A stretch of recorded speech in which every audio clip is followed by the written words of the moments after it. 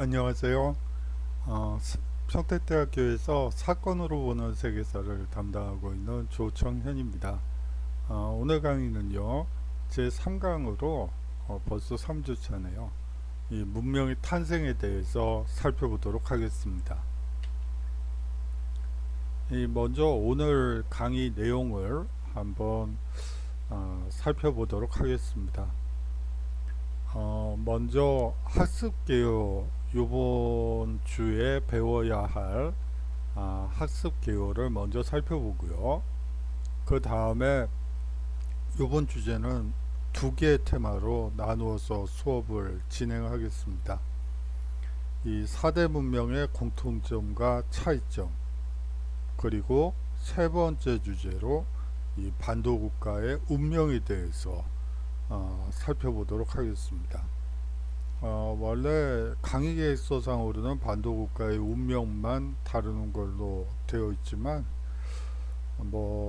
사실 저번 시간까지 한 내용으로 문명에 대해서는 설명을 드린 것 같아요.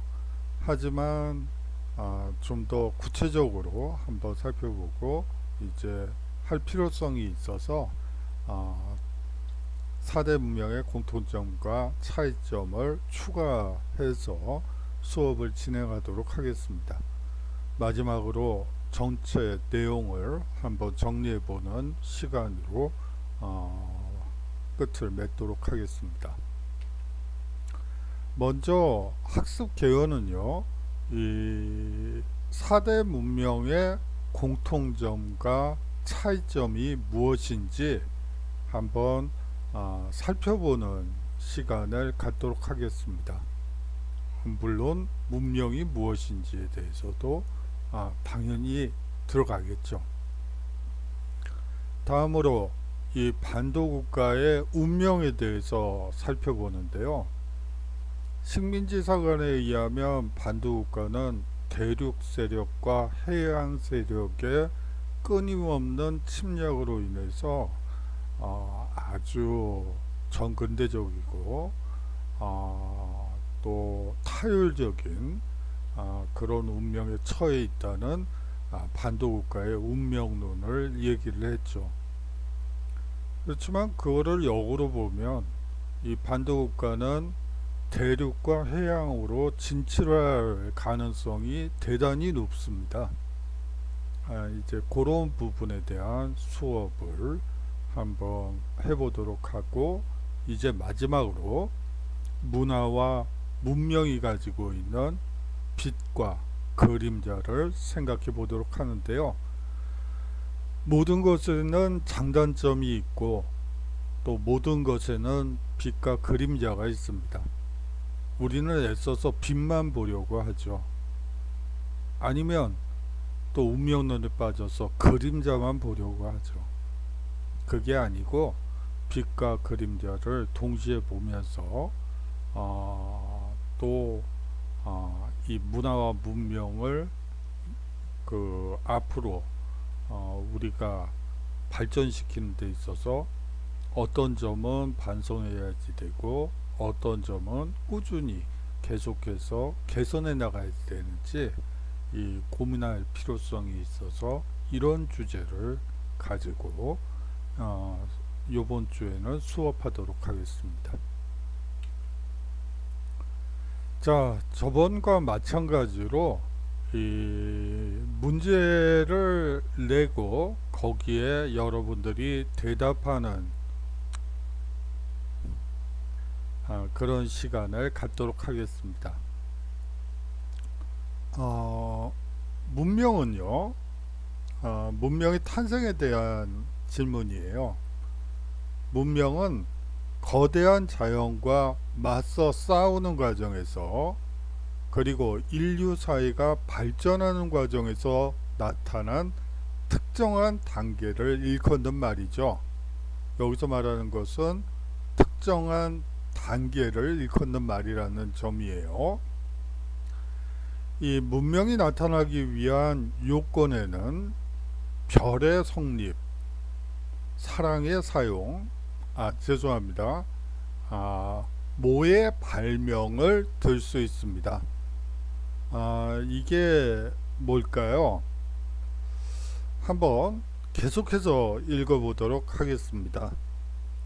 문명의 발생 과정은 신석기 시대 후기부터 나타난 농경의 발달과 생산력의 증대가 이루어지면서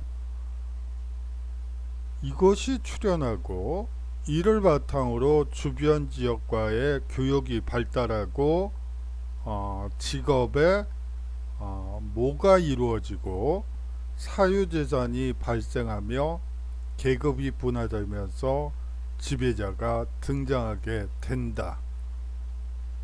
자, 우리 한번 퍼즐을 맞추듯이 한번 이 문제의 정답을 찾아가 보죠. 문명이 나타나기 위한 요건이 무엇일까요? 우리가 보통 3대 요건이라고 얘기하는 것이죠. 바로 도시의 성립, 그리고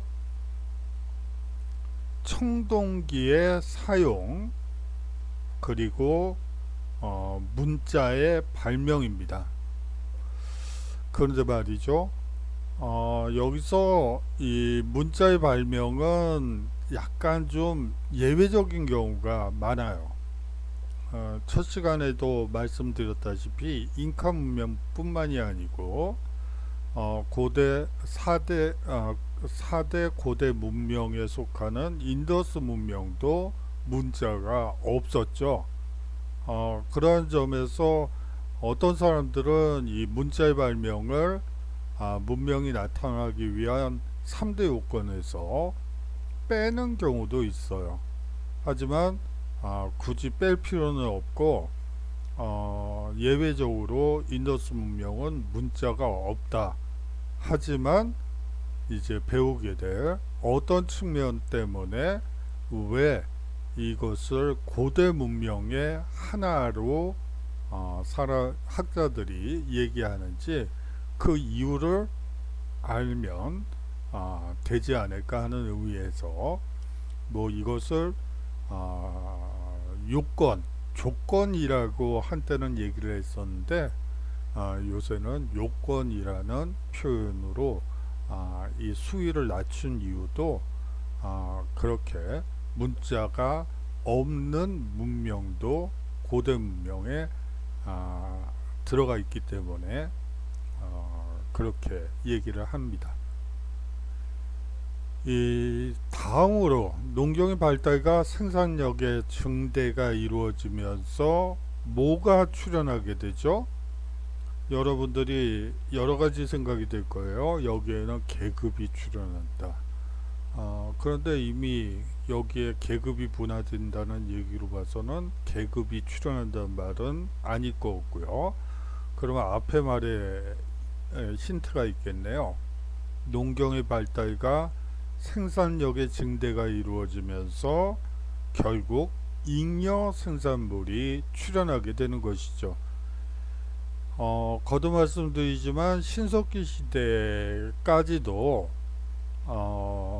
어떻게 보면 먹고 사는데 급급했다고 볼 수가 있어요. 뭐 농경과 목축이 이루어졌다고는 하지만 그것만 가지고 먹고 사는 문제를 해결할 수가 없었죠. 그렇기 때문에 농경과 목축은 대부분 여성들이 하게 되고, 채집, 어로, 수렵 활동을 남자들이 하게 돼요. 그 두 가지 생산물이 결합이 됐을 때만 그나마 굶어 죽지 않는 그런 체제가 된 것이죠. 그렇기 때문에 남아도는 게 없었어요. 하지만 이제 뒤에서 나오겠지만 농경이 발달하고 생산력이 증대하면서 소위 말하는 먹고 살기에 충분하다 못해 남아도는 식량까지도 존재하게 되죠. 이것을 우리는 잉여 생산물이라고 얘기를 합니다. 이것이 출현하고 이를 바탕으로 주변 지역과 남는 것이 있으면 뭐 예를 들어서 남는 게 있다. 그렇게 되면 어떻게 되죠? 주변에 있는 지역의 사람들이 생산한 다른 물품과 먹고 싶은 혹은 두르고 싶은 것과 교환을 하게 되는 것이죠. 이렇게 되고 직업에 뭐가 이루어지게 되죠? 그래요. 직업의 분화가 이루어지게 됩니다.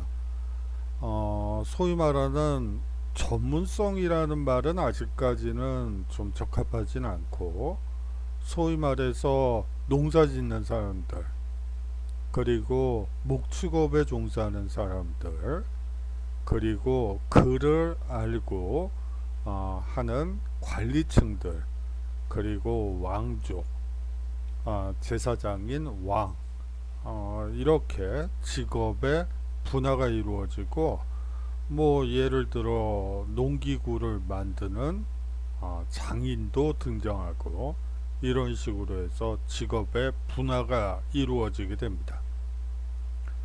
자, 그러면서 사유재산이 발생하고 계급이 또한 분화되면서 지배자가 등장하게 되는 것이죠. 자, 이 두 번째 문제는 최초의 문명 발생지의 공통점에 대해서 한번 살펴보는 문제를 내봤어요. 최초의 문명 발생지는 티그리스 강과 유프라테스 강 사이에 비옥한 초승달 지대에서 등장한 무슨 문명입니다. 메소포타미아 문명이 되겠죠.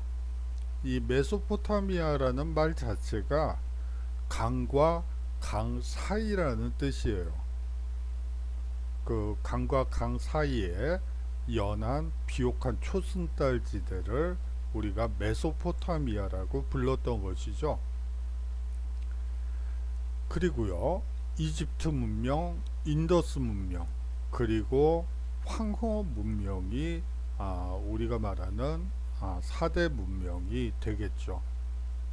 이들의 공통점은 무슨 유역으로 보통 여기서도 티그리스강, 유프라테스강, 나일강, 인더스강, 황허강, 큰 강 유역이겠군요. 큰 강 유역으로 토지가 비옥하고 기후도 농경에 적합했죠.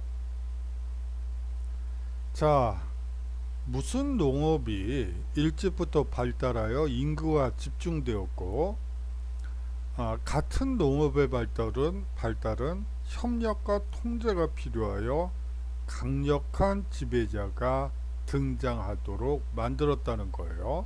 어떤 농업이요? 그래요. 관계 농업이라고 하죠. 이 관계 농업은 쉽게 얘기해서 강에서 물을 끌어다가 메마른 땅에다가 물을 끌어들이는 거예요. 다시 말하면 많은 인력과 노동력이 같은 말이네요. 필요한 것이죠. 그렇기 때문에 이러한 관계 농업을 위한 운하나 관계 시설을 만들기 위해서는 협력과 통제가 필요하고 강력한 지배자가 등장할 수밖에 없었습니다. 자, 다음 문제로 넘어가도록 하겠습니다. 인류는요, 거대하고 혹독한 자연 앞에 작고 나약한 존재에 불과하지만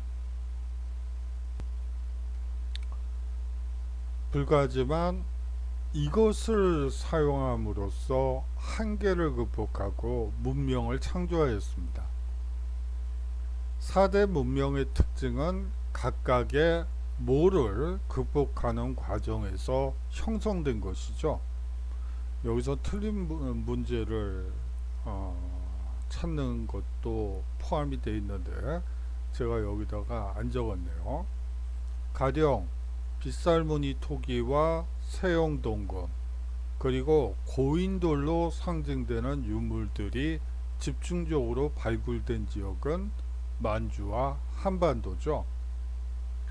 뭐 고창, 순천의 고인돌 유적은 대표적인 그 유네스코 유형 문화유산인가 거기에 포함되어 있죠. 이는 황허 문명과는 전혀 다른 고조선 문명의 특징에 속한다고 볼 수가 있습니다. 자, 여기서 틀린 것과 별표에 들어가 있는 내용을 한번 맞춰보도록 하죠. 자, 혹독한 자연 앞에 작고 나약한 존재에 불과하지만 사람들은 도구를 사용함으로써 한계를 극복하고 문명을 창조하였죠. 4대 문명의 특징은 각각의 그 자연 환경을 극복하는 과정에서 형성된 것입니다.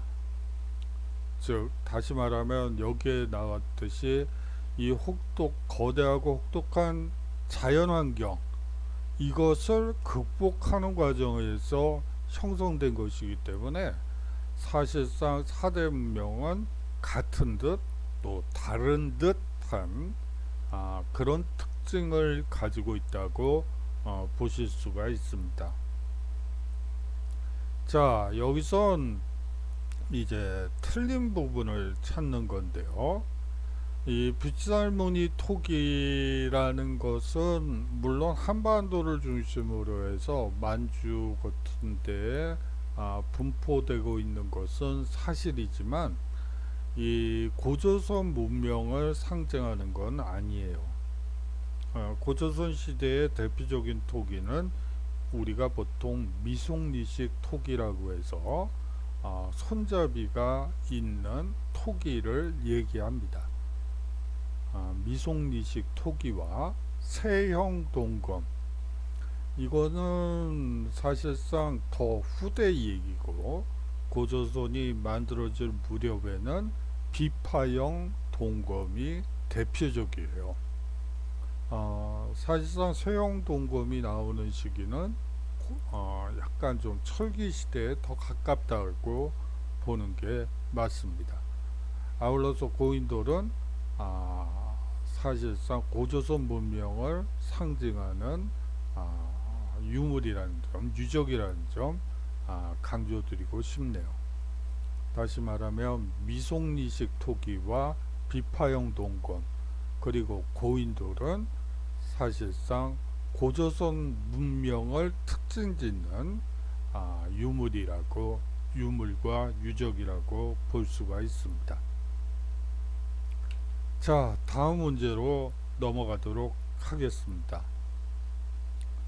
이것도 앞에서 1번, 2번에서 다뤘던 얘기인데 여러분들이 한번 더 자세히 살펴보라는 의미에서 또 문제를 냈습니다. 이 신석기 시대 후기로 접어들면 무슨 농업이 발달하면서 생산력이 증대하게 됩니다. 아울러 청동기 시대로 접어들면서 문명의 발달과 청동기 시대라는 말은 같은 말이라고 여러분들이 생각하시면 돼요. 구석기 시대와 신석기 시대는 계급이 없었죠. 평등한 사회라고 여러분들이 생각하시면 되고, 그 이후 시대 신석기, 구석기 시대에는 서로 싸우는 순간 공멸이에요. 서로 협력해서 채지, 워로, 수렵 활동과 농경과 목축을 해야지만 간신히 먹고 살 수 있는데 거기서 싸움박질을 하면 그야말로 공동체 자체가 무너지게 되는 것이죠. 그렇지만 이제 청동기 시대로 접어들면서 사실상 계급이 형성되고 정복 전쟁이 나타나게 되죠. 뭐 그 점은 아, 거의 모든 시험에서 나오는 쟁점이에요. 여하튼 청동기 시대로 접어들면서 돌을 이용한 여러 용도에 알맞은 농기구가 생산돼요. 근데 여러분들이 청동기 시대 그러면 농기구도 청동기 아니야? 이렇게 생각하실 수도 있을 것 같아요. 하지만 전혀 그렇지 않습니다. 여전히 돌을 이용을 해요. 왜냐하면 청동기라는 건 구리를 녹여서 만드는 건데 그거의 힘이 약하죠. 그냥 금세 부러지고 구부러져요.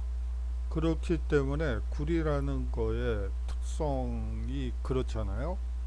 그렇기 때문에 그거를 가지고 논밭을 갈면 그 남아나질 않죠. 농기구가. 그렇기 때문에 돌을 이용한다는 점도 여러분들이 좀 아셔야 되고, 단 한 가지 여러 용도에 알맞은 농기구들이 생산되었다는 것은 중요해요. 뭐 우리가 보통 낫이다, 괭이다, 뭐 이런 것들이 있죠. 농기구 잘 기억이 안 나는데 여하튼 낫 그리고 농기구 호미도 있군요. 뭐 이렇듯이 호미는 채집 생활할 때 뭐 반드시 필요한 거죠. 뭐 쑥을 아, 한다든지. 왜 이렇게 단어가 생각이 안 나죠? 여하튼 아, 여하튼 그때그때 필요에 따라서 거기에 알맞은 농기구가 개발되었다. 청동기 시대는 그게 특징입니다. 생산되면서 무슨 생산물이 출현하게 됩니다. 앞서 말씀드렸던 잉여 생산물이 출현하게 되죠. 이것을 기반으로, 즉 잉여 생산물을 기반으로 특화 상품을 생산하는 생산의 분화가 이루어지고, 다시 말하면 잉여 생산물을 기반으로 해서 상품으로 팔 수 있는 농산물을 재배하고 남는 물건을 이웃과 교역하기 위한 무엇이 형성됩니다. 요거는 여러분들이 사실상 좀 헷갈릴 거예요. 도시라고 말하시는 분들이 많은데, 그래요. 도시 안에 시장이 있으니까 뭐 그렇게 볼 수도 있겠죠. 하지만 정확히는 시장이 형성되고 그 시장에서 상거래가 이루어지기 시작합니다. 뿐만 아니라 앞서 얘기한 바대로 직업도 분화되고 사유재산이 발생하면서 계급이 형성되고 지배자도 등장하게 되죠. 자, 다음 주제로 넘어가도록 하겠습니다. 앞서 얘기가 됐던 부분인데 다시 한번 강조하기 위해서 요것만 하나 뺐어요. 고대 문명을 이루기 위한 3대 요건이 있다고 말씀드렸습니다. 그것이 무엇일까요? 앞서 얘기한 것처럼 도시의 성립, 도시가 만들어진다는 것은 사람들이 많이 모이고 잉여 생산물을 바탕으로 교역이 활발해지고 또 팔기 위해서 소위 말하는 전문화가 이루어지는 그런 시대라고 볼 수가 있겠죠. 그리고 두 번째는 모의 사용이네요. 앞서 말씀드렸던 바와 마찬가지로 청동기의 사용입니다. 모의 발명이 마지막인데요. 우리가 보통 문자의 발명이라고 얘기를 하죠. 다시 말하면 고대 문명의 3대 요건은 도시의 성립, 그리고 청동기의 사용, 그리고 문자 발명이다. 단 여기서 문자 발명은 예외적으로 뭐 없어도 문명일 순 있다. 뭐 세계 4대 문명 중에 그 인더스 문명은 문자가 없는 대표적인 문명이라고 볼 수가 있습니다. 문명이란 무엇일까요? 결과적으로 문명이란 다음과 같이 요약될 수 있을 것 같아요. 자연을 극복하는 과정에서 나온 결과물이라고 보면 어떨까요? 사람들이 자연을 극복하는 과정에서 홍수, 자연재해, 그리고 동물의 침입, 이런 것들을 극복하는 과정에서 나온 결과물, 인위적으로 만든 것, 이런 것이라고 생각하는 게 맞을 것 같습니다. 아울러 문명이 발생하기 위해서는 어마어마한 모와 뭐죠? 잉여 생산물과 계급화된 모가, 이게 뭘까요? 사회 구조가 필요하겠죠. 계급화된 사회 구조. 그래야지 관계 농업을 할 때 댐과 운하를 만들 때, 뚝과 문화를 만들 때 이 계급화된 사회 구조가 필요하고요. 이를 관리하기 위한 정교한 뭐가 필요하죠?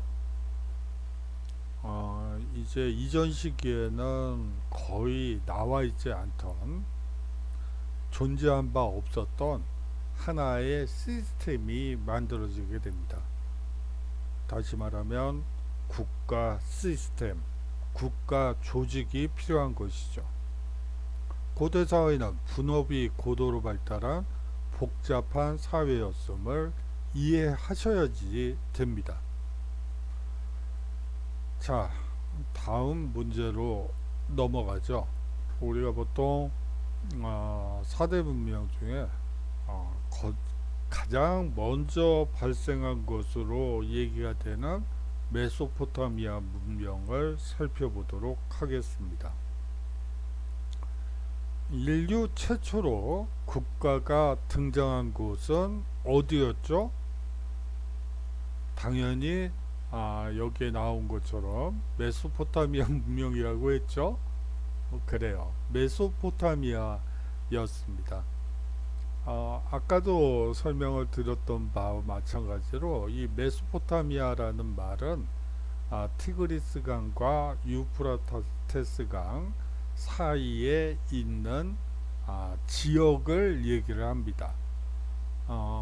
큰 강 옆이기 때문에 비옥한 토지와 풍부한 물이 있었고요.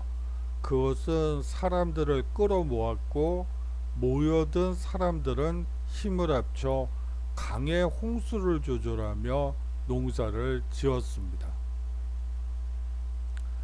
권력과 모가 생기고 전쟁과 평화가 반복되면서 강력한 모가 탄생하게 되죠. 여기서 이것은 무엇일까요? 그래요. 권력과 도시가 생기게 되죠. 그리고 강력한 국가가 탄생하게 됩니다. 이런 오랜 이야기들은 신화가 되어 문자로 기록되었습니다. 그것을 뭐라고 하죠? 우리가 보통 길가메시 서사시라고 얘기를 합니다. 신화가 기초가 된 초기 인류의 역사라고 볼 수가 있겠죠. 아마 이 신화와 역사는 이런 거죠. 원래는 말로, 이야기로 혹은 노래로 사실상 선대에서 후대로 자신들의 경험한 바를 얘기를 했을 거예요. 그런데 그것이 얘기를 하다 보면 약간 좀 더 살이 붙고 또 애들들이 좀 지루해하면 또 재밌는 추임새도 넣어가면서 얘기를 하다 보면 이 줄거리가 좀 바뀌게 되죠. 이제 그러한 것을 이제 나중에 문자로 기록하는 과정에서 소위 말하는 체계화된 하나의 서사시 형태로 정리한 것이다 라고 이 길가메시 서사시를 생각하시면 될 것 같아요. 그래요. 초기의 역사는 사실상 이야기로 혹은 노래로 혹은 판소리 형태로, 지금식으로 얘기를 하자면 판소리 형태로 이 선대에서 후대로, 또 그 후대가 선대가 돼서 또 후대에 이야기, 노래 형식으로 전수하던 것을 문자로 정리한 것이 길가메시 서사시다 라고 여러분들이 생각하시면 될 것 같아요. 한국사의 경우에도 사실상 삼국사기, 김부식의 삼국사기와 이련스님의 삼국유사가 있죠. 사실상 그것은 그 뒤에 나와 있는 참고 문헌에 의하면 여러 뭐 역사책들을 참고해서 정리한 거예요. 김부식이 그 자료를 읽으면서 삼국사기 표에 그런 표현을 쓰죠. 너무 내용이 생뚱맞고 너무 기이해서 그것을 그대로 쓸 수는 없고, 그래서 그것을 그대로 보존하는 것보다는 문자, 한자로 기록해 두는 것이 좋겠다 해서 삼국사기를 만들었다고 표현한 것과 마찬가지입니다. 자, 다음으로 넘어가겠습니다.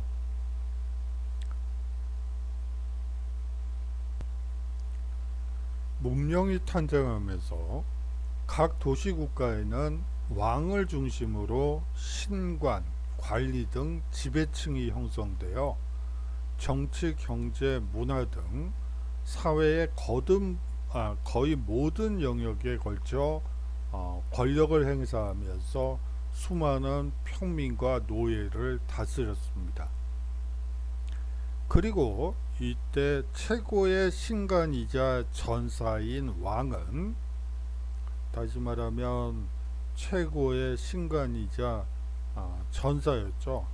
왕은요, 종교와 정치의 수장으로서 막강한 권력을 발휘했습니다. 이처럼 정치적 권력에 신성한 권위까지 더한 지배자가 행하는 정치를 뭐라고 하죠? 그래요. 신정 정치라고 합니다. 신은 신의 아들 혹은 신 자체로서 권력을 행사하는 것이죠.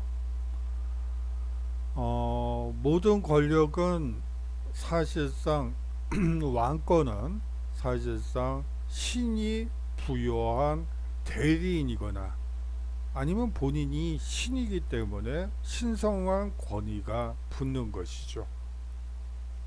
그렇게 이해하시면 될 것 같아요.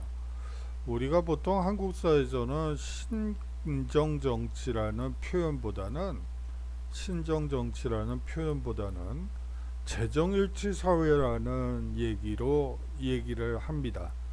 제사와 정치의 수장, 그럼 뭐 결국은 제사는 종교가 있어야지 제사를 지내는 거니까요. 어, 종교와 정치의 수장, 재정 일치 이렇게 생각하시면 되겠죠. 대부분의 신정 정치는 뭐 우리나라에서도 보이죠. 단군이라는 것 자체가 신정 정치의 대표적인 형태라고 볼 수가 있어요. 그렇고요. 자, 이집트 문명과는 달리 개방적 지형 조건으로 인해 자, 죄송합니다. 신권 정치예요. 제가 헷갈렸네요. 죄송합니다.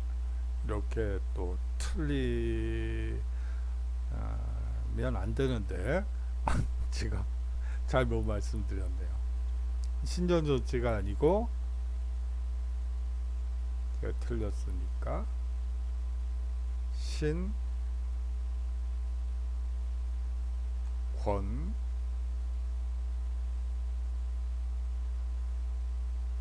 정치라고 합니다. 죄송해요. 개방적 지형 조건으로 인해 복잡한 정치적 전개가 이루어졌다는 점이 특징입니다. 그러면 이집트 문명은 폐쇄적이라는 얘기인데요. 뭐 어차피 사막과 바다 가운데 낀 게 그 나일강 유역이 되겠죠. 그렇기 때문에 사실은 폐쇄적인 지형 조건을 가지고 있는데 이 메소포타미아 문명의 경우에는 강과 강 사이에 뭐 산맥이나 뭐 그런 것들이 없이 평야지대로 쭉 개방적인 형태를 취하고 있어요. 그렇기 때문에 이 한 나라가 세워져서 곧 망하고 또 다른 세력이 들어와서 또 일정 정도 통치하다가 다른 이민족들에게 당하는 그런 형태를 취할 수밖에 없었죠. 자,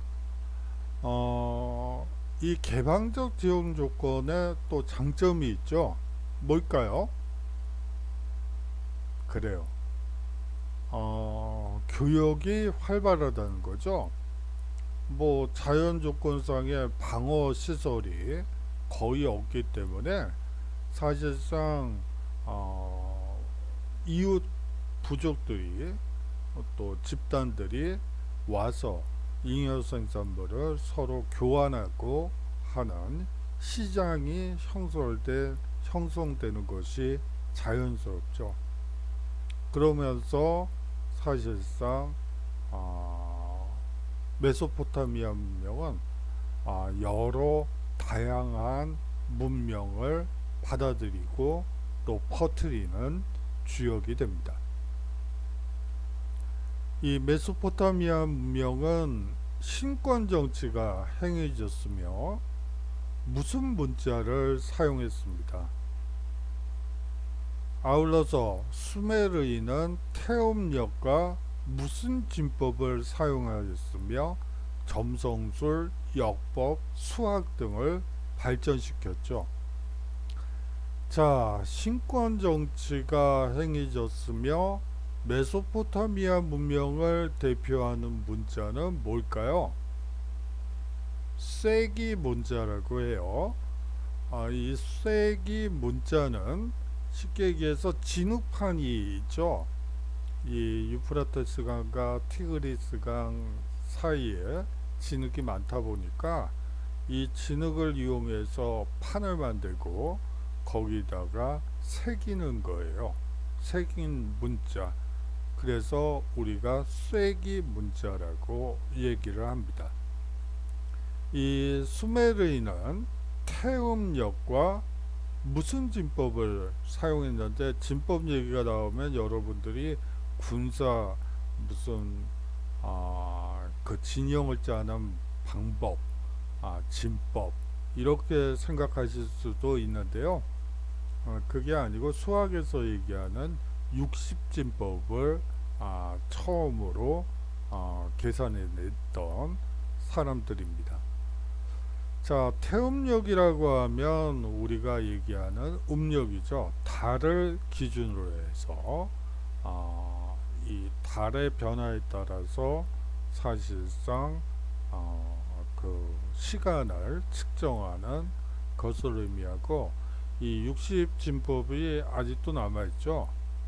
그거는 시간을 계산하는 방식으로 지금도 사용되고 있는 방식입니다. 물론 일상생활에서는 10진법이 훨씬 더 많이 활용되기는 하지만 시간 계산에서만큼은 60진법, 메소포타미아명을 받아들였다고 볼 수가 있겠죠. 이 점성술, 역법, 수학 등이 발전하는데요. 이거는 고대 문명의 공통된 특징 중에 하나예요. 점성술, 역법, 수학이 발달하는 이유는 무엇일까요? 수리를, 다시 말하면 물을 관리할 수 있어야지만 문명이, 그 왕권이 제대로 행사될 수 있는 것이죠. 여기서 점성술, 역법, 수학은, 특히 먼저 수학부터 말씀을 드리면 이런 거예요. 특히 수학에서 많이 발전한 분야가 기하학이라고 볼 수가 있습니다. 왜 그럴까요? 범람이 이루어지죠. 뭐 둑을 아무리 높게 쌓고 뭐 수리 사업을 아무리 열심히 해도 자연의 혹독함 앞에 둑은 무너지게 돼 있죠. 그러면 뚝이 무너지면 어떻게 되죠? 그냥 뻘밭이 돼 버리죠. 그 농토가, 구획선도 다 사라지고 뭐 그냥 뻘밭이 돼 버려요. 그러면 이제 내 땅이다, 여기는 내 땅이야 라고 주장을 해야지 되는데, 일단 증거 자료가 필요하고요. 또 정확하게 토지를 측량할 수 있어야지만 사실상 내 땅이라고 주장할 수 있겠죠. 그것과 관련된 학문이라고 생각하시면 되고요. 이 점성술과 역법은, 특히 이 역법은요, 소위 이제 어느 계절에 비가 많이 오고 그거를 맞추는 거죠. 우리가 보통 자연의 섭리라고 얘기를 하지만 그것을 과학적으로 밝혀내서 요 계절에 비가 많이 오니까 이제 준비를 해. 우리가 보통 중대본에서 문자 오는 것처럼 그렇게 이 역법을 이 시기부터 발전시켰다고 볼 수 있을 것 같아요. 이 점성술이라는 것은 신권 정치와 관련돼 있죠. 뭐 간단히 말하면 이 비가 너무 많이 오는데 비를 이제 멈추게 해달라고 신께 제사를 지내죠. 왕이. 뭐 그런 식으로 해서 이 점성술, 역법, 수학이 발전한다고 여러분들이 생각하시면 될 것 같습니다. 자, 메소포타미아 문명 중에 또 하나를 살펴보는데요. 이 법전은 무엇일까요? 하는 거예요. 하는 문제예요. 높이 2.25m나 되는 돌기둥에 눈에 잘 보이도록 한 계시법의 형태로 조문이 나와 있어요. 앞서 얘기한 진흙판에 새기는 형태의 쐐기 문자에 의해서 전문, 후문 이외에 282개조의 규정이 새겨져 있습니다. 기둥 상부에 왕이 샤마슈신에게서 법전을 받는 그림으로 여겨지는 도들새김이 있어 법이 신으로부터 나왔다는 법 신수 사상을 엿볼 수 있습니다. 법은 왜 지켜야 되죠? 당연히 신으로부터 왔기 때문에 당연히 지켜야지 된다는 거죠. 이 법제는요, 계급적 법제도, 계급과 신분의 계급에 따라서 이 형벌이 달라져요.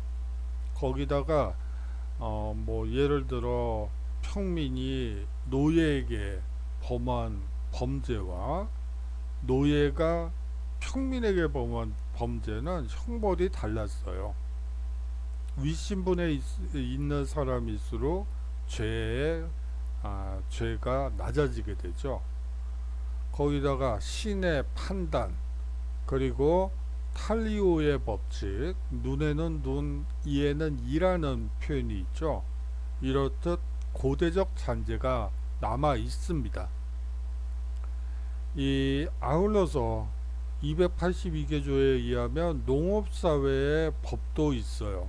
뭐 예를 들어서 서민들을 위한 법제 정도 법 조항도 있어요. 뭐 예를 들면 그 당시에 농사를 지을 때 소도 우경이 가능했던 것으로 보여요.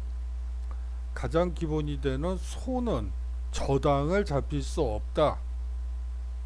소를 저당 잡혀서 한 채무관계는 불법하다라는 법조항도 있습니다. 이 외에도 운송, 중개 등 상법까지 포함되어 있죠. 상법이 포함되어 있는 등 아주 이 현세적이고 실질적인 법 규정이라고 볼 수가 있습니다. 물론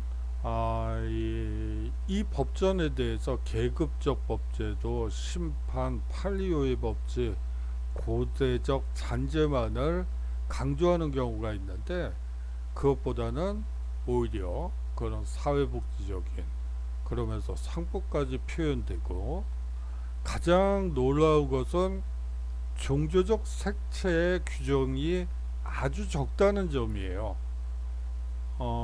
신으로부터 법이 나왔기 때문에 지켜야지 된다는 주장을 이 법전은 얘기를 하는데요.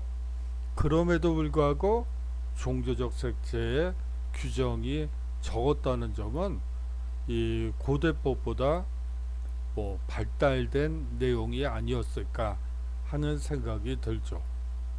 그렇다면 이 법전은 무엇일까요? 예, 맞습니다. 함무라비 법전 얘기예요. 자, 11번 문제는 이제 메소포타미아 문명을 이제 정리를 했으니까 이제 이집트 문명을 살펴보는데요.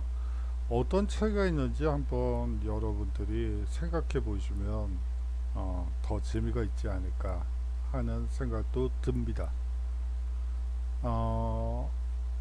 어떤 강의 범람으로 생겨난 비옥한 농경지에서 이집트인들은 역사의 여명기에 도시국가인 모를 형성하였고요. 이 모가 뭘까요? 이는 시간이 지남에 따라 점차 합쳐져서 상하의 왕국이 생겨나게 됩니다. 그리고 기원전 3000년경 상왕국의 메네스 왕에 의해 이집트의 통일이 성취되게 되죠. 이집트 문명은 메소포타미아 문명과 달리 아까 배웠었는데 메소포타미아는 개방적인 형태, 지형을 가지고 있다고 했는데요. 뭐 그러면 달리라고 하면 폐쇄적 지형이 되겠네요. 위에 성립되었기 때문에 정치적인 격변이 적은 편이었습니다. 파라오가 절대적인 권위를 누렸으며 그것은 피라미드를 통해 미루어할 수 있죠. 기하학, 천문학, 측량술이 발달했으며 시쯤법과 태양력을 사용하게 됩니다. 자, 이 강은 나일강의 범람이죠. 사실상 이집트 문명은 사막 위에 있는 사막과 바다 사이에 있는 문명으로서 지역으로서 사실상 나일강이라는 강이 있음으로 해서 비옥한 농경지의 도시국가인 이거를 형성하게 되는 것이죠. 이거는 우리가 죄송합니다. 이게 노죠. 매. 아유, 어렵네요. 이건 스라고 하죠. 노메스를 형성하였고 그렇게 됐다고 볼 수가 있습니다. 아울러서 이 기하학, 천문학, 측량술은 앞서 얘기한 것처럼 범람의 시기라든지 정확히 계산해야 되죠. 만약에 정확하지 않으면 그냥 뭐 사람이고 동물이고 다 휩쓸러 가게 되죠. 그것뿐만이 아니고 측량술, 이 범람이 이루어지면 앞서 메소포타미아 문명에서도 보았던 것처럼 사실상 그 경계가 무너져 버려요. 거기에서 뭐 자신의 땅을 주장하기 위해서는 측량술이 발달할 수밖에 없고요. 그것을 개선하기 위한 기하학이 고도로 발전하는 것은 자연스러운 현상인 것 같습니다. 자, 다음 문제로 넘어가도록 하겠습니다. 이집트는 살아있는 신으로 숭배되는 파라오의 절대적인 권력에 의해 통치되었습니다. 즉, 파라오는 정치적인 권력뿐만 아니라 종교적인 권위까지 가지는 무슨 정치를 행했죠? 앞서 얘기했던 것 같은데요. 뭘까요? 그래요. 신권 정치를 행했던 것이죠. 제가 이렇게 신권 정치를 강조하는 데는 그만한 이유가 있을 거예요. 뭐 뻐꾸기가 오는 데는 뭐 그만한 이유가 있겠죠. 그래요. 뭐 대부분의 문제에서 나오는 것들이에요. 그의 이러한 통치의 이면에는 당시 이집트인들의 종교관념이 전제되어 있습니다. 그들은 이것의 권위와 직결되는 태양신 라를 주신으로 하는 다신교를 믿었으며 영혼 불멸 사상과 사후 세계의 관념을 가지고 있었습니다. 미라, 피라미드는 그러한 이집트인들의 내세 사상을 잘 보여주는 유적들이죠. 자, 여기는 신권 정치라는 것을 여러분들이 알 수 있고요. 그들은 이집트인들이 되겠죠. 누구의 권위와 직결되는 누구일까요? 그래요. 파라오의 권위와 직결되는 태양신 라와 파라오는 같은 것이죠. 뭐 사실상 메소포타미아 문명에서는 신의 대리인으로서 왕을 상정을 했다면 이 이집트 문명에서는 신이 곧 나야가 되는 거예요. 신이 곧 파라오다. 파라오를 믿고 따르면 영원 불멸이고 4, 5세기가 보장돼 있다. 이렇게 얘기를 했다고 생각하시면 될 것 같습니다. 자, 다음 문제로 넘어가 보도록 하겠습니다. 이거는 문자에 대한 얘기인데요. 이집트인들은요, 고유의 상형 문자를 사용하고 있었죠. 그것이 주로 비문이나 묘실에 조각되었기 때문에 이 고대 그리스 사람들이 이집트 사람들의 그러한 상형 문자를 보고 이를 무슨 문자라고 부르게 됩니다. 이러한 문자의 사용은 이집트의 종교적 문화와 관련이 깊다고 볼 수가 있겠죠. 참고로 어떤 문자는 바로 이 신성 문 정답을 여기다 적어놨네요. 신성 문자를 팔피루스에 흘려 쓴 것을 말합니다. 신전에 새기는 묘실에 새긴 문자를 신성 문자라고 하고요. 이 신성 문자를 파피루스에 흘려 쓴 것을 백성 문자라고 합니다. 백성들이나 쓰는 문자라는 거죠. 일반 평민들이 쓰는 문자를 백성 문자, 그리고 고위 성직자와 관료들이 쓰는 문자를 신성 문자라고 구분했다는 점 여러분들이 생각하시면 재밌는 주제예요. 자, 여기서 한 가지 사실은 이집트 문명에 놀라운 점이 하나 있죠. 백성들도 문자를 쓸 수 있었다는 점이에요. 이 역사에서 이제 문자 해독률을 가지고 역사 연구를 하시는 분들이 종종 있어요. 사학계에서. 근데 당시에 문자 해독률이라는 것이 뭐 예를 들어 16, 17, 18세기에 이제 옛날에는 호적신고, 출생신고, 사망신고, 결혼신고를 유럽의 경우에는 교회에서 관장을 했죠. 지금은 행정기관, 국가기관에서 관리를 하지만 예전에는 이제 종교에서 가톨릭에서 관리를 합니다. 이제 그런데 이제 출생신고를 하는데요. 대부분의 경우에 이제 부모들이 와서 작성하는 것보다는 공증인이 와서 대신 우리식으로 하자면 공증인이라고 하면 법무사라고 보면 되겠다.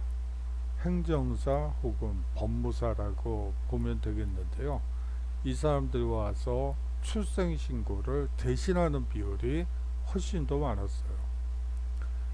16, 17, 18세기까지 문자의 동률은, 그러니까 다시 말하면 출생신고, 자식이 태어났을 때 출생신고를 문자로 스스로 기입하는 사람들의 비율은 5%가 되질 않았어요. 다시 말하면 95%는 문맹이라고 보시면 되겠죠.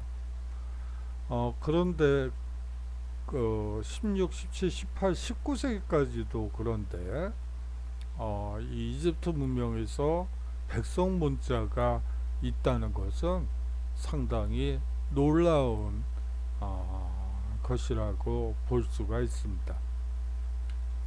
그 문자와 관련해서는 뭐 또 중세 시기를 다루면서 한번 구체적으로 살펴볼 시간이 있을 것 같아요.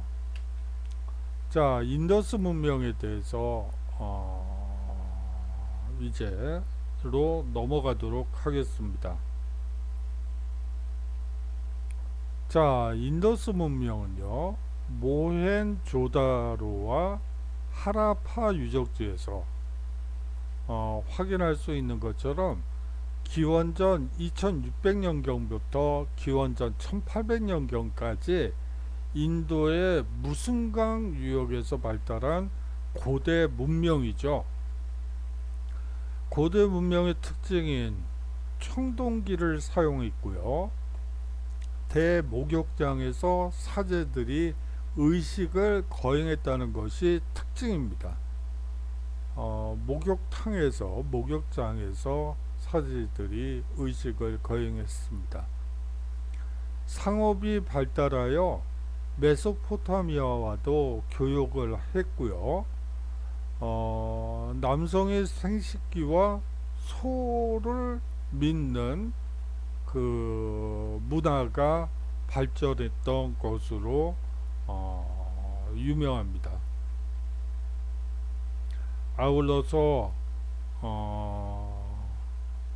모가 없다는 것이 특징이죠. 요거는 그냥 지울게요. 쑥스럽네요.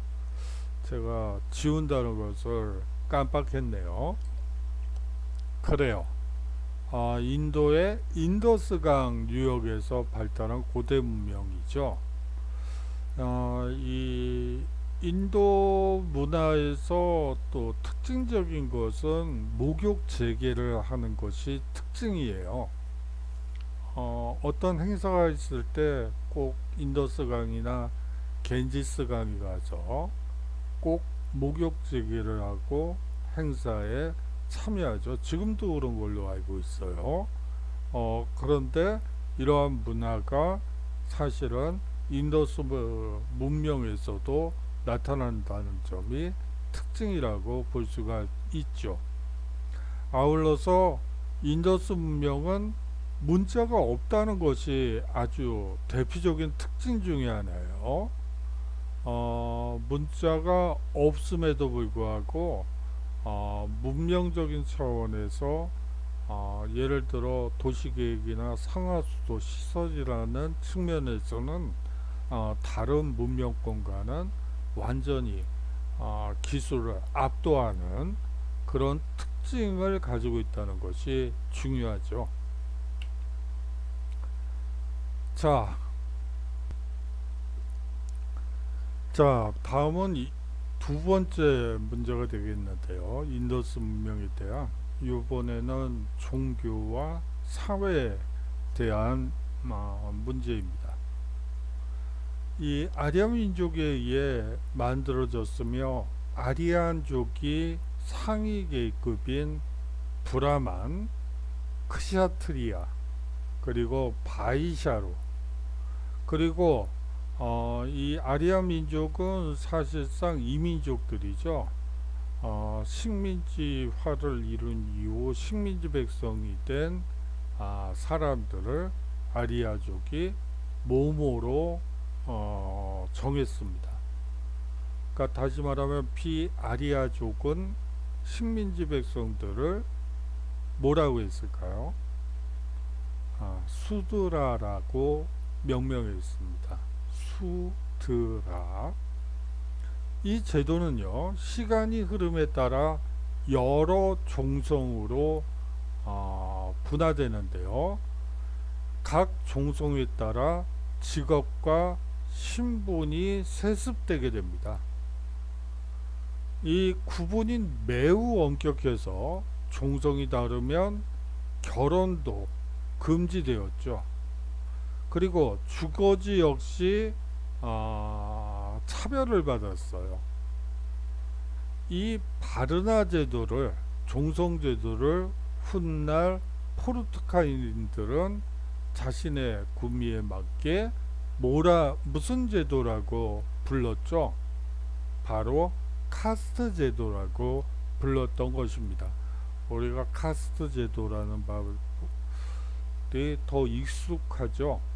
하지만 인도인들에게 카스트 제도라는 말은 좀 생소할 거예요. 오히려 바르나 제도 이렇게 말하는 게 맞겠죠. 그리고요, 이 종교는 카스트 제도와 밀접하게 관련된 종교입니다. 무슨 종교일까요? 여기도 정답을 제가 적어 놓긴 했네요. 바로 브라만교죠.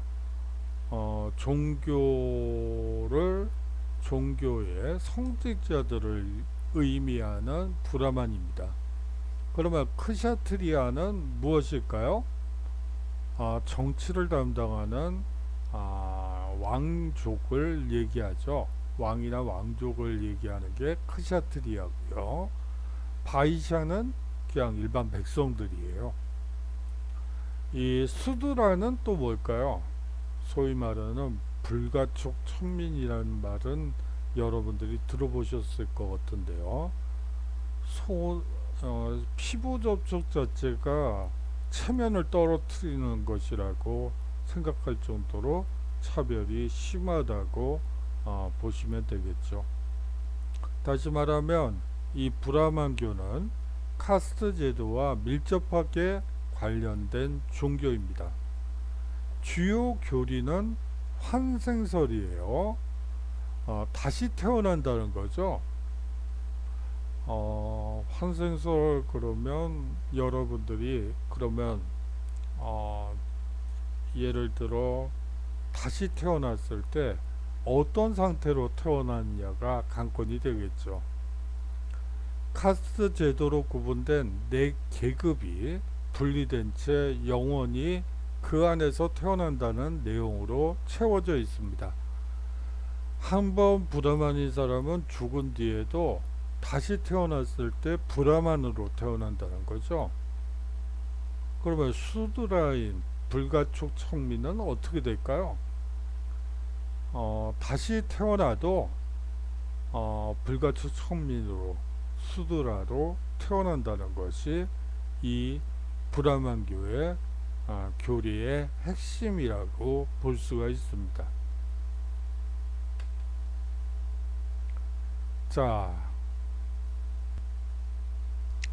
이 인더스 문명의 특징은 질서정연한 모에 있습니다.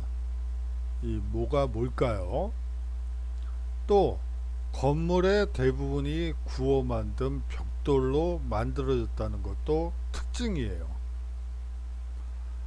모헨조다로와 하라파 등은 모두 도시의 서쪽 부분에 성벽을 둘러친 평행 사변형으로 계획된 성체가 있고요.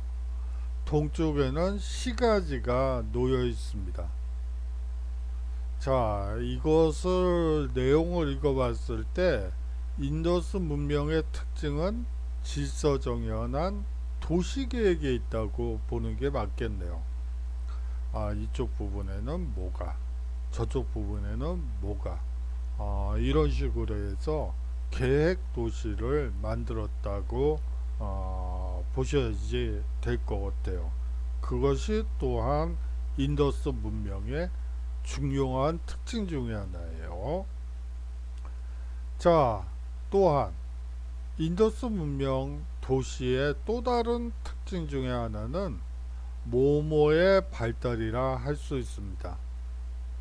자, 욕실, 부엌, 변소 등 화장실이라고, 변소란 말이 여러분들이 좀 생소하실 수도 있겠다. 화장실이라고 보시면 됩니다. 등 각 가옥의 하수는 통로를 통하여 하수도로 배수되었습니다. 하수도는요, 벽돌을 쌓아 맞추면서 만들어졌으며 아치식 천장을 가진 대형 하수도관로도 발견됩니다. 음료수는요, 전적으로 뭐를 마셨을까요? 그런데 이것은 가정에 설치된 개인용도 있고요, 도로가에 설치된 공용 음료대수도 있었습니다. 이것은 무엇일까요? 여기서부터 해야 되겠구나. 또 다른 특징 중에 하나는 상하수도 시설의 발달이라고 볼 수가 있고요. 음료수는 전적으로 우물물을 활용했습니다. 우물을 파서 우물을 길어서 먹었죠. 사실 하수관로를 인더스 문명이 만들어냈다는 것은 놀라운 거예요.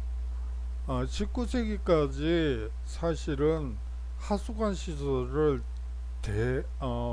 잘 갖춘 나라 도시라고는 테임즈강 뉴욕하고 그 영국에 그리고 파리 정도 라고 보시면 돼요. 사실은 이 전염병이었던 콜레라를 예방하기 위해서 사실은 이 하수관 시설이 발달했다고 보시면 돼요. 이 콜레라도 상당히 위험한 역병이었죠. 이거는 이 콜레라는 한번 걸리면 그냥 수액이 다 나와버려요. 그래서 삐쩍 말라가지고 그냥 뭐 그래서 죽었다고 하더라고요. 뭐 신문에서 중학교 때인가 신문에서 뭐 콜레라가 발생했었다 뭐 그런 기사를 본 적도 있었었는데 요새는 콜레라가 우리나라에는 없는 것 같아요. 그거는 이게 수인성 전염병이거든요. 사실 이 전염병과 관련해선 할 얘기가 많아요. 왜냐하면 뭐 예를 들어서 이 콜레라와 관련해서도 이게 원인이 무엇이냐를 따지고 방역 관련한 사람들이 이제 논쟁을 19세기에 한 것들을 쭉 보면 전염병이라는 것은 참 우리가 그 원인을 잘 모르잖아요. 초기에는 원인을 잘 모르기 때문에 온갖 상상력들이 다 발휘되고 있다는 것을 느끼게 돼요. 그거는 뭐 여기서 얘기하기엔 좀 적절치는 않는 것 같네요. 그래서 그냥 얘기는 안 하고요. 자, 망설인 이유는 이거를 나갈까 아니면 여기서 멈춰야 될까 고민을 하다가 일단 나갈 수 있는 데까지 최대한 나가도록 하겠습니다. 이 반도국가의 운명에 관해서 얘기해 보도록 하겠는데요. 이 일제총독부가 퍼뜨린 무슨 사관에 따르면 우리나라는 반도국가이므로 대륙 세력과 해양 세력의 침략에 노출되어 식민지가 될 수밖에 없는 운명이라고 강변했습니다. 하지만 말이죠. 역사를 쥐락펴락했던 고대 그리스와 고대 로마 동서 중개 무역을 통해 여기서 핵심은 중개 무역이 되겠죠. 통해 천년 제국을 이룬 어디의 그리고 신항로를 개척한 어디와 어디 모두 반도 국가들이지만 이들이 언제나 강국이었던 것은 아닙니다. 일제총독부가 퍼뜨린 사관은 식민지 사관이 되겠죠. 그리고 이 동서 중개 무역을 통해 천년 제국을 이룬 나라는 동로마 제국이라고 얘기하는 분들도 있고 비잔틴 제국이라고 얘기하시는 분들도 있는데 뭐 둘 다 맞는 말이죠. 뭐 둘 다 맞다고 볼 수가 있고요. 또한 식항로를 개척한 이 에스파냐와 포르투갈 모두 반도 국가들입니다. 그리스는 그리스 발칸 반도를 얘기하고요. 고대 로마는 이탈리아 반도에서 시작이 됐고요. 동서 중개 무역을 통해 천년 제국을 이룬 비잔틴 혹은 동로마 제국은요. 소위 말하는 아나톨리아 반도를 기반으로 해서 성장한 국가고요. 신항로를 개척한 포르투갈과 에스파냐는 이베리아 반도를 축으로 해서 발전한 국가라고 볼 볼 수가 있습니다. 자, 여기서 한번 지도를 보면서 이 아나톨리아 반도는 바로 여기를 얘기해요. 지금은 터키가 있는데요. 이 터키의 이쪽 부분, 이것을 아나톨리아 반도라고 하고, 흑해와 에게, 그리고 지중해와 이쪽은 흑해, 이쪽은 에게, 이쪽은 뭐 지중해라고 보도 되는데 이쪽 아래쪽은 지중해의 면에 있습니다. 그리스 발칸 반도는 바로 이쪽을 얘기하는데요. 지중해와 에게와 맞닿아 있죠. 이탈리아 반도는 사실상 이쪽이라고 보시면 되고, 고대 로마는. 그리고 이 이베리아 반도는 이쪽이라고 보시면 됩니다. 대서양과 지중해에 맞닿아 있고, 요 아래쪽에 바로 아프리카가 있죠. 이러한 반도 국가들의 특징을 한번 통해서 반도 국가의 운명이 식민지사관이 주장하던 내용과 같은지 살펴보는 시간을 갖도록 하죠. 일제가 한국 침략과 식민 지배의 학문적 기반을 확고히 하기 위하여 조작해낸 역사관을 식민사관이라고 합니다. 그중 이 론은 한국의 역사를 스스로의 역량으로 전개시키지 못하고 중국이나 몽골, 만주, 일본 등 주변 외세의 간섭과 힘에 좌우되어 왔다는 논리죠. 그 형성에서부터, 고조선의 형성에서부터 중국의 강한 영향력 하에서 비롯되었다고 봅니다. 이러한 논리는 반도적 성격론과 무슨론에 관한 주장으로 더욱 강화되었죠. 자신의 역사를 스스로의 역량으로 전개시키지 못했다 라고 얘기를 하면서 타율성론을 제기를 했었죠. 일제 식민지가 조선 사람들에게, 한국 사람들에게 너희들은 식민지가 되는 게 당연하다고 얘기를 하면서 타율성론을 주장했던 것입니다. 아울러서 이러한 논리는 반도적 성격론과 뭐 이거는 뒤에서 얘기를 할 것이기 때문에 뭐 가로에도 안 놓고요. 그 다음에 사대주의론에 관한 주장으로 더욱 강화되게 되죠. 사대주의라는 부분을 통해서 더욱 강화되게 됩니다. 먼저 그리스 발칸 반도를 한번 보도록 하죠. 이 그리스 발칸 반도는요, 유럽 대륙의 남쪽에 면에 있고요, 지중해의 동쪽에 위치한 삼각형 모양의 반도입니다. 발칸 반도가 세계사에 등장하게 되는 것은 뭐로 유명한 아테네와, 뭐로 유명하죠?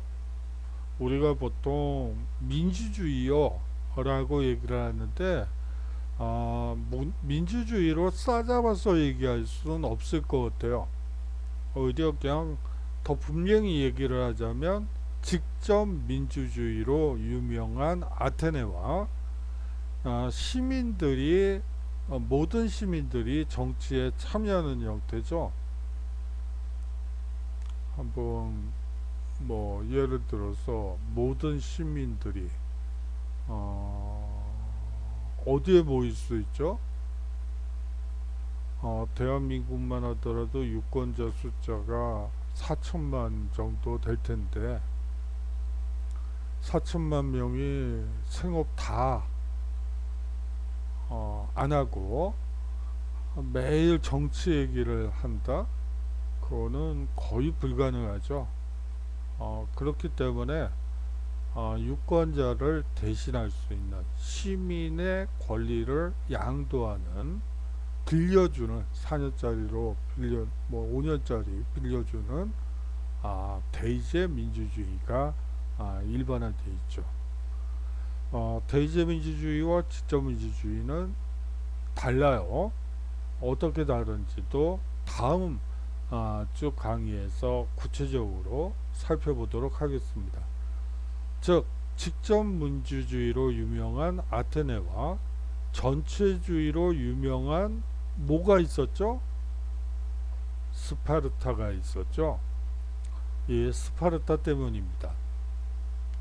보통 고대 그리스는 서구 문명의 기틀을 다지고 서남아시아와 북아프리카 전역의 문화에 큰 영향을 미쳤다고 평가받고 있죠. 자, 다음 문제로 넘어가도록 하겠습니다. 그리스 문화는요, 어떤 제국에도 큰 영향을 미치게 됩니다. 로마인들은 고대 그리스 문화를 지중해 지역과 유럽에 나름대로 의미와 해석을 덧붙여서 발전을 시킨 뒤에 퍼뜨리게 됩니다. 이게 로마인들의 업적이죠. 그리스 문화를 지중해뿐만이 아니고 유럽에 나름대로 해석을 덧붙여서 발전시켜서 퍼뜨렸던 것이죠. 이거는 당연히 로마 제국이 되겠죠.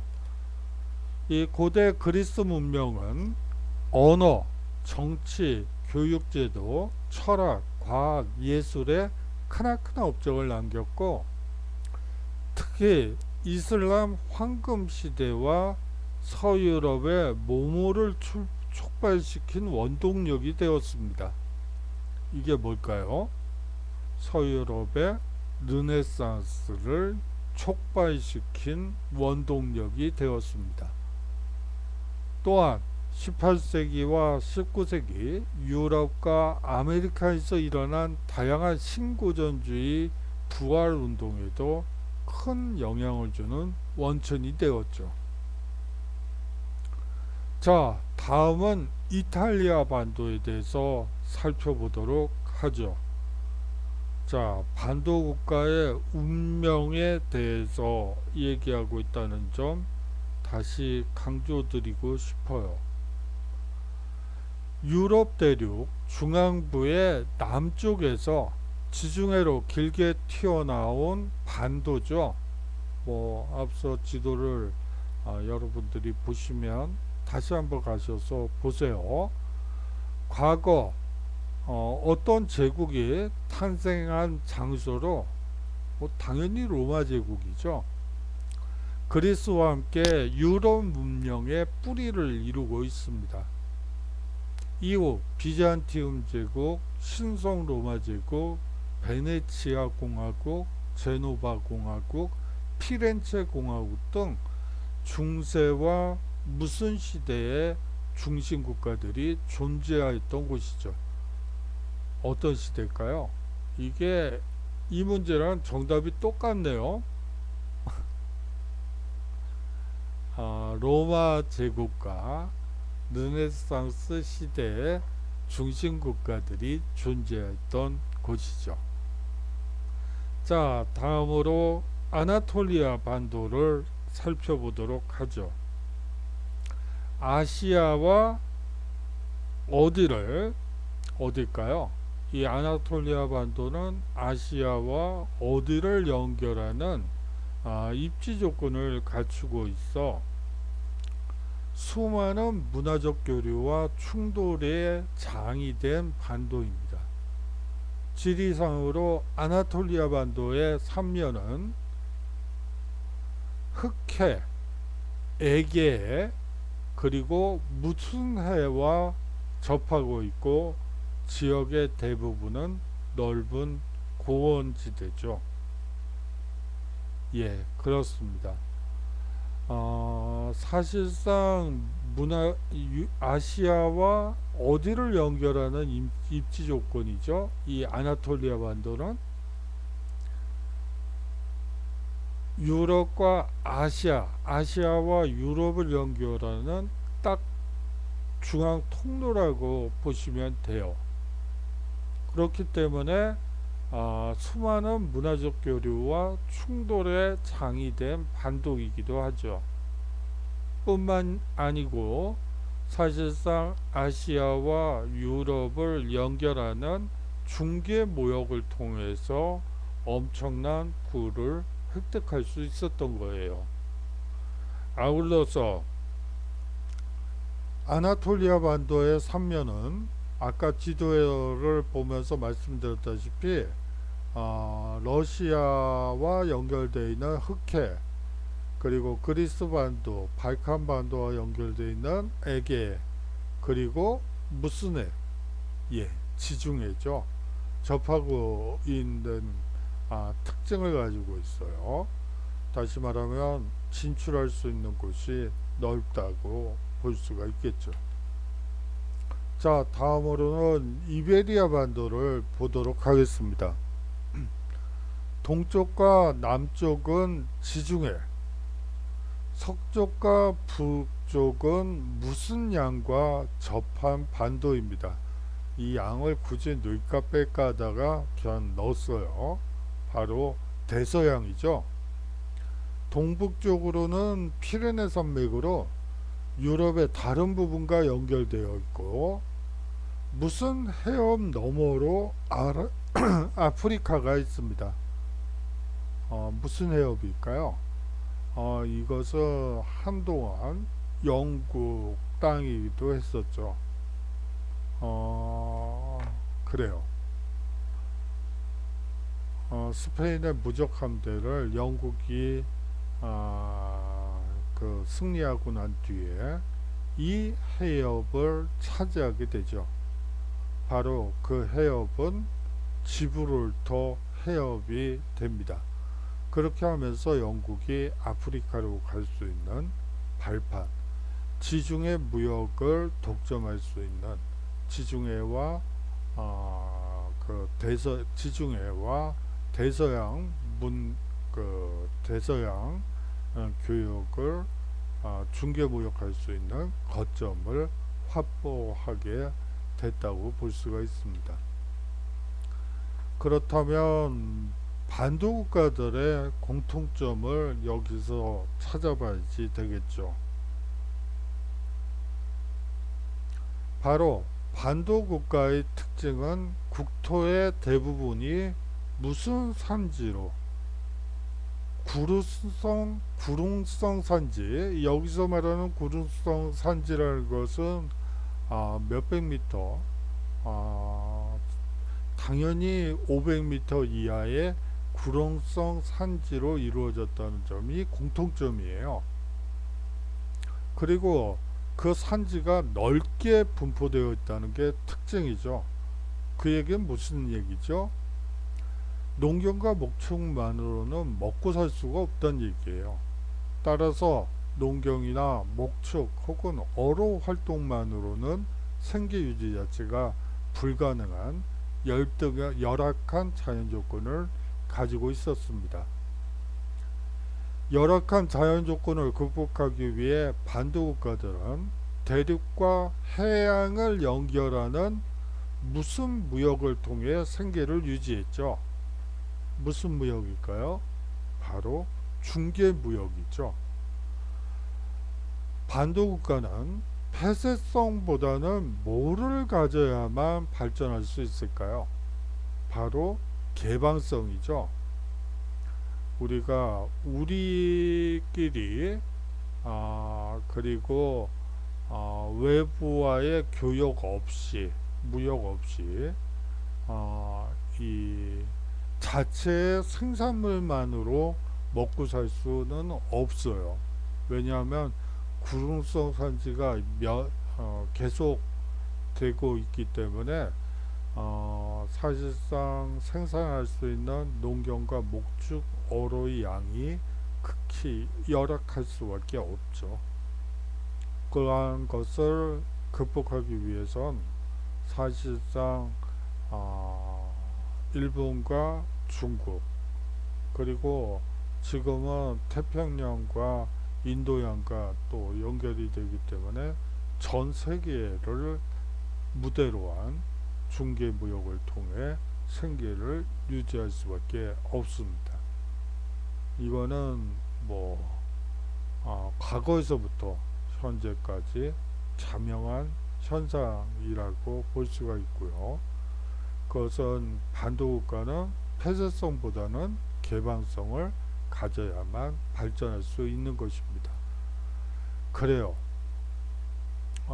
반도국가가 폐쇄성을 가지게 되면 사실상 조선꼴이 되는 거예요.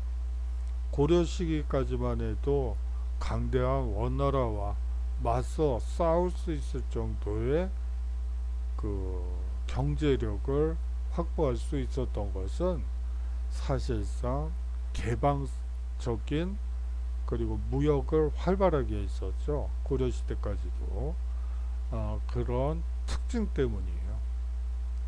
이 반도국가들이 폐쇄성을 가지게 되면 사실상 식민지가 될 가능성이 상당히 농후해져요. 그런 특징도 있다는 거. 그렇기 때문에 이런 코로나가 계속돼서 이러는 것은 우리나라를 위해서 아주 정말 불행한 일이죠. 교육을 통해서 먹고 살아야 되는 우리 반도국가의 입장에서는 이 교류가 제한될 수밖에 없는 이 역병이 그리고 전염병이라는 것이 참 가혹하네요. 그렇게 결론을 내릴 수밖에 없을 것 같습니다. 자, 이제 정리를 한번 하고요. 또, 그냥 정리를 한번 하죠. 문명은 왜 일어났고, 각각의 문명은 왜 다른가를 여러분들이 설명할 수 있다면 제 강의는 아주 성공적이었다. 그렇게 볼 수가 있고요. 그리고 여러분들이 그렇게 대답할 수 있어야지 될 것 같아요. 두 번째로는 4대 고대 문명이 인류에게 선사한 빛과 그림자를 설명하면 어떨까? 설명할 수 있으면 할 수 있어야지 돼요. 마지막으로 식민사관을 비판하면서 반도국가인 우리나라가 나아가야 할 방향에 대해 설명할 수 있으면 제 강의는 성공했다고 볼 수가 있겠죠. 자, 이번 주에는 제가 과제를 드리는 주이기도 합니다.